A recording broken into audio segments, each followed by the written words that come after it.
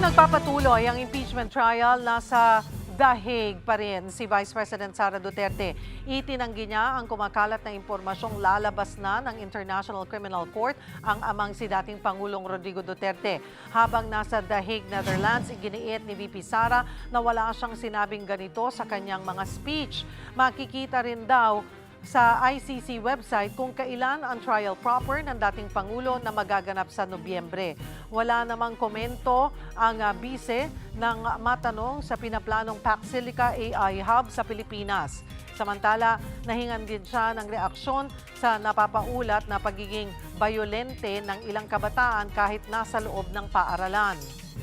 Ganyan kasi ang nangyayari, hindi lang sa kabataan, no, kundi sa lahat ng tao. Ganyan ang nangyayari kapag wala kasi nakikita na leadership. Kapag nawawala yung respeto, nagkakanya-kanya lahat ng tao. That is a manifestation of a weak leadership.